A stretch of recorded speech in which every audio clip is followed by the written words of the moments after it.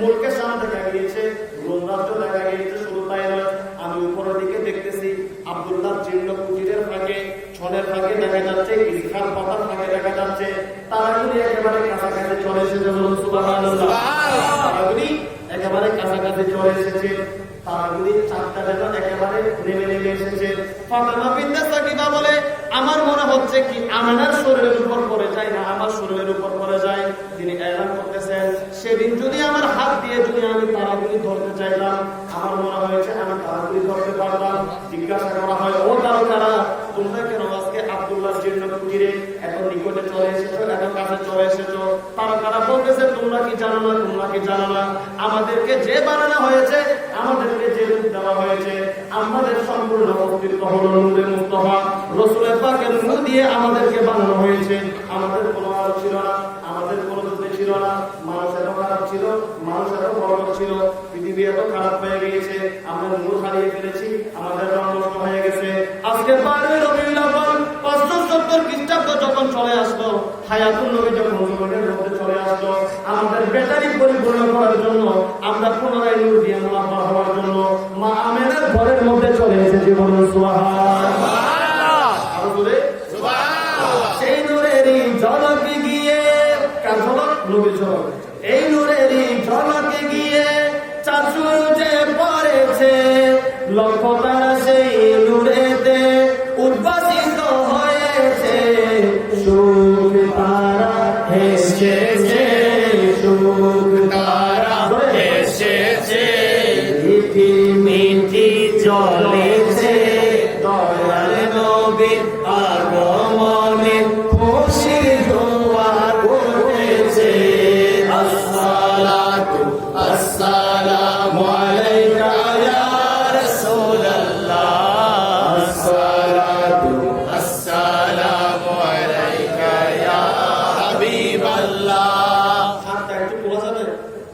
Video হচ্ছে, ফেরেশতারা করতেছে, শুধু এক করতেছে না, এটা ফেরেশতা থেকে করছে। জোরে আসসালাতু আসসালামু আলাইকা ইয়া রাসূলুল্লাহ, আসসালাতু আসসালামু আলাইকা ইয়া হাবিবাল্লাহ। নূর নবী এসেছে, নূর নিয়ে এসেছে, নূর নবী এসেছে, নূর নিয়ে এসেছে। সেই নূরেতে সারা জাহান আলোকিত হয়েছে। আসসালাতু আসসালামু আলাইকা ইয়া রাসূলুল্লাহ, আসসালাতু আসসালামু আলাইকা ইয়া হাবিবাল্লাহ, আসসালাতু আসসালামু আলাইকা ইয়া রাসূলুল্লাহ, আসসালাতু আসসালামু আলাইকা ইয়া হাবিবাল্লাহ। আমেনার কোলে দেখো নূরের টুকরা পড়েছে। আল্লাহু আকবার, আল্লাহু আকবার।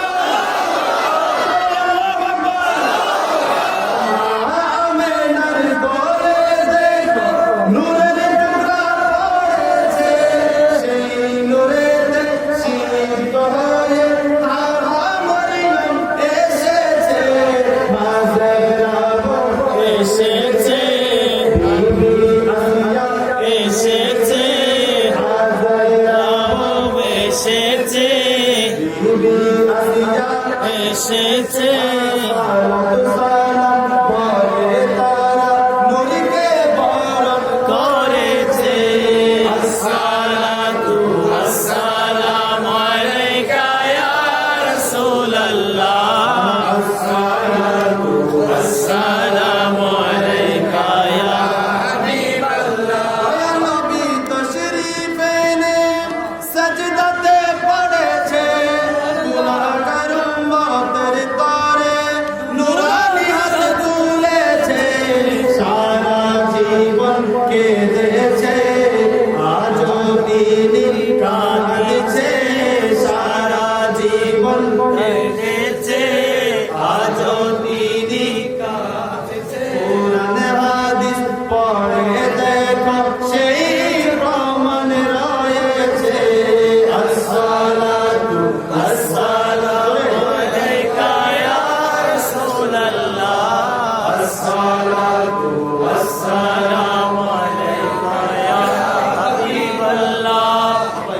গায় ফজর আজান দিবে, কিন্তু কথা শেষ হবে না।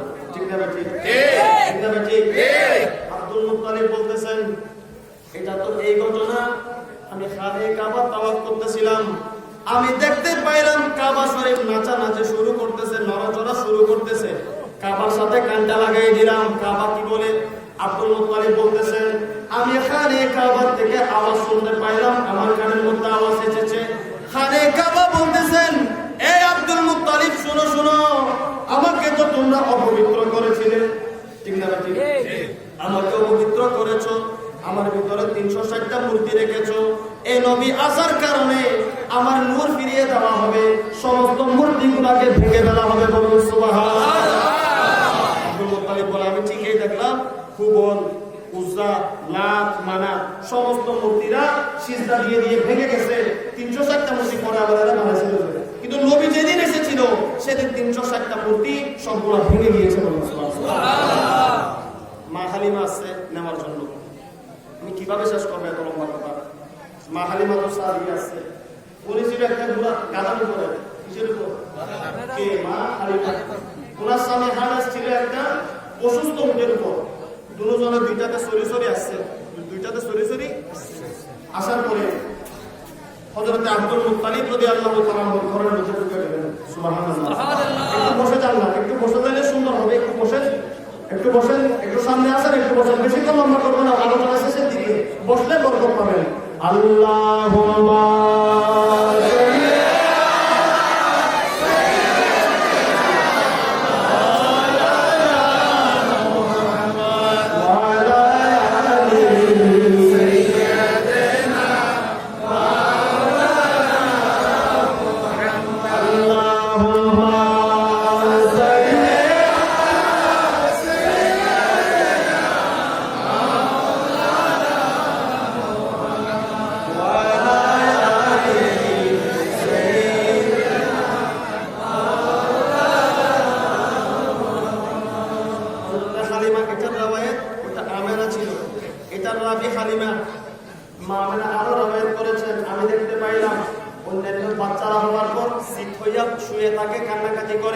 আমি দেখতে পাইলাম, আমি আমার এই নুরানি সন্তানকে ঘরের মধ্যে প্রথমে দেখতে পাইনি, এত বেশি আলো ছিল, এত বেশি প্রকাশ ছিল।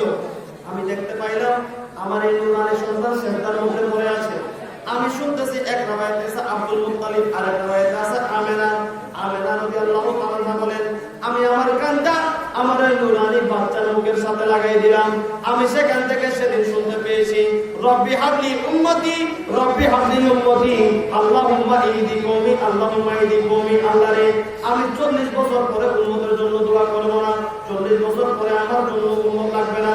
আমি আজকে জমিনের মধ্যে আসলাম, শিশু নবী সেদিন আল্লাহর কাছ থেকে আমাদের গুনাহগার উম্মতদের জন্য সেদিন দোয়া করে আল্লাহর কাছ থেকে নিয়ে নিয়েছে। বলুন সুবহানাল্লাহ।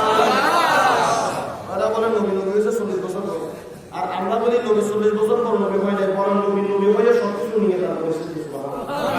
ঠিক না ভাই? ঠিক না ভাই? হালিমা এলান করতেছেন, আমি কোনো সন্তান পাই নাই, আমি সবার পরে এসেছি। আব্দুল মুত্তালিবের ঘরের সামনে চলে গেলাম, গিয়ে জিজ্ঞাসা করলাম, সালাম দিলাম। একজন যুবতী বের হলো, দরবেশ, সাদা দাড়ি। বলতেছেন, কেন এসেছেন? হালিমা বলে, আপনার একটা নাতি হয়েছে, আমি একটু দেখার জন্য এসেছি। বলুন সুবহানাল্লাহ। আমি লোক সামলাতে পারতেছি, অনেক ওয়াকি, আমি কিন্তু কিতাব পড়ে এসেছিলাম, অনেক ওয়াকি চলে গেলে মালখাস করে একটা কথা বলতেছে সময় সময়। আব্দুল মুত্তালিবকে বলে, আপনার ঘরে একটা নুরানি সন্তান এসেছে, দেখতে চাই। আব্দুল মুত্তালিব বলে, মার কাছ থেকে অনুমতি নাও। আমেনা যদি অনুমতি দেয় দেখতে পাইবা। আমেনা রাদিয়াল্লাহু তাআলা আনহাকে বলা হলো, একজন দাত্রী মা এসেছে বনু সাদ গোত্র থেকে, বনু তায়েব গোত্র থেকে একজন মহিলা এসেছে। মা আমেনা বলে, ওনাকে ঢুকতে দেন, ঢুকতে দেন। হালিমা তো সাদিয়া বলে, আমি ঢুকা মাত্র দেখতে পাইলাম যে নুরানি সন্তান, যে নুরানি বাচ্চা জমিনের মধ্যে এসেছে, ওনাকে দেখতে পাইলাম, ওনাকে একটা লাল চাদর দিয়ে ঢেকে দেওয়া হয়েছে। কেউ কেউ বলেছিলেন সবুজ চাদর দিয়ে ঢেকে দেওয়া হয়েছে, যে চাদরের মধ্যে নকশা করা ছিল।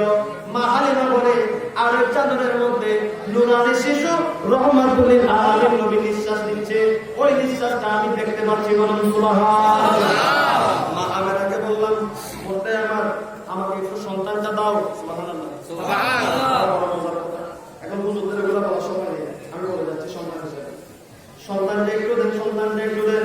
মা আমেনা বলেন, অনেকেই দেখতে চেয়েছে, আমি আমার সন্তানকে দেখাই নেই, তবে কেমন জানি মন চাচ্ছে, কেমন জানি মন উতলা হচ্ছে।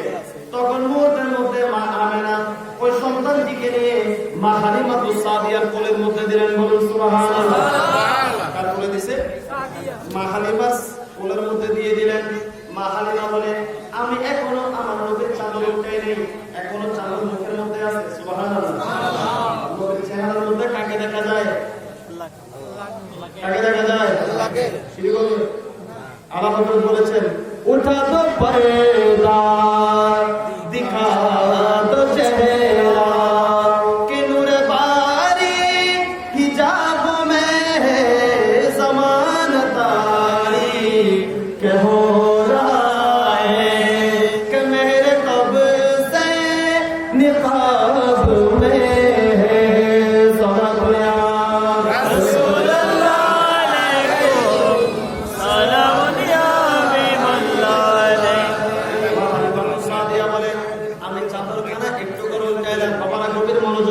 আমি একটু করে চাদরখানা উল্টাইলাম।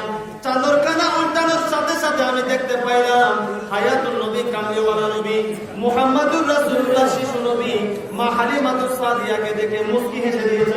সুবহানাল্লাহ। মা হালিমা বলতেছে, আমি নবীর নূরানি চেহারা যখন দেখতে পাইলাম, একটু করে মাত্র চেহারা দেখেছি, আমি প্রেমের মধ্যে ফানা হয়ে গেলাম। আমি আর কোল থেকে নামাই নাই।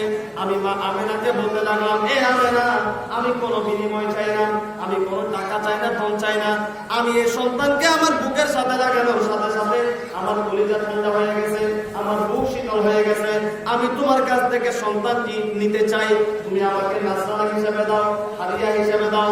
নিজের জানের চেয়েও বেশি ভালোবেসে এই সন্তানকে আমি লালন পালন করবো। বলুন সুবহানাল্লাহ।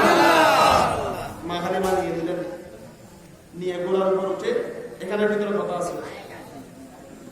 মা হালিমা বলতেছে, সন্তান যখন নিলাম বাইতুল্লাহ থেকে সবসময় আসি না, একটু খানে কাবাকে তওয়াফ করি।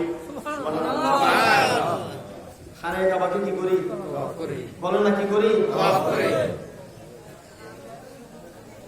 তো আল্লাহ বলেছে, বলে যে তোমাদের জিকির কাবা কাবা, কিন্তু কাবার জিকির হলো নবী নবী। সুবহানাল্লাহ। কাবার জিকির কি? এজন্য হাসান রাজা আমার মামা লাগে না, বলার পরিচয়টা দিয়ে ফেলা একটা গজল গায়। কেউ বা বলে নবীজি কাবার কাবা, কেউ বা বলে নবীজি কাবারি বাবা, কাবারি বাবা। আরে নবীজির শোকে কাবা হয়েছে কালা, নবীজির শোকে কাবা হয়েছে কালা। ইয়া নবীজি মুস্তাফা নবী সাল্লে আলা, ইয়া নবীজি মুস্তাফা নবী সাল্লে আলা। আমি খালি কাবা তওয়াফ করলাম, কাবা শরীফ তওয়াফ করে হাজর আসওয়াদের কাছে গেলাম। হাজর আসওয়াদের কাছে, হাজর আসওয়াদের চুমা দিলে গুনাহ মাফ হয়ে যায়। পাথরটা কালো হয়ে গেছে, জান্নাতি পাথর সাদা ছিল, মানুষের গুনাহ জানতে জানতে কালো হয়ে গেছে। মা হালিমাতুস সাদিয়া বলতেছেন, আমি বড় তাজ্জুবের বিষয় দেখলাম। আমি যখন এই সন্তানকে নিয়ে কিসের কাছে? হাজর আসওয়াদের কাছে গেলাম। মানুষ তো মুখ নিয়ে হাজর আসওয়াদকে চুমা দেয়, কিন্তু এই সন্তানকে নেওয়ার পর আমি দেখতে পাইলাম হাজর আসওয়াদ শূন্যের মধ্যে, বাতাসের মধ্যে উঠে গেল। বলুন সুবহানাল্লাহ। হাজর আসওয়াদ ছিল একটা জায়গার মধ্যে, কিন্তু এই নুরানি বাচ্চা আমার কোলে, আমি তো এই নুরানি বাচ্চাকে নিয়ে চুমা খাওয়াইতে একটু কষ্ট হবে। আমি দেখতে পাইলাম হাজর আসওয়াদ শূন্যের মধ্যে উঠে গেল। শূন্যের মধ্যে উঠে নিচে যে হাজর আসওয়াদকে মানুষের চুমা দেয়, কিন্তু সেদিন আমি দেখতে পেয়েছিলাম ওই হাজর আসওয়াদ এসে আমার নুরানি এই সন্তানের ঠোঁটের মধ্যে চুমা দিয়েছে। বলুন সুবহানাল্লাহ।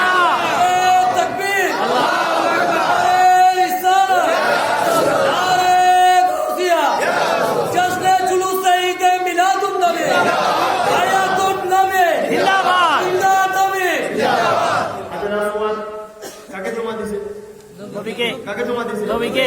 এগুলো কি বানাই বলতেছি না, আজকে কিতাবের ভাষা দিচ্ছি না, কারণ আমরা সবাই বিশ্বাস করি না, ঠিক না? কারণ এগুলোর চেয়ে আরো বেশি জটিল জটিল মুজিজা না, এগুলো নবীর বরকত, সব নবীর কি। আচ্ছা, মুজিজা বাইরে 40 বছর পরে নবুয়ত প্রমাণ দেওয়ার জন্য শুনেন, মাসালা শুনেন, নবুয়ত নবুয়ত পেয়েছি, আমি আল্লাহর কালিমার দাওয়াত দিচ্ছি, এটা মুজিজা হবে কখন? 40 বছর পর নবী যখন বলতেছে আমি তোমাদেরকে আল্লাহর দিকে ডাকতেছি, তখন আরবরা বলতেছে আমাদেরকে মুজিজা দেখাও। ঠিক না ঠিক? 40 বছর পরের গুলা কাফেরেরা কি দেখিয়েছে? মুজিজা দেখছে।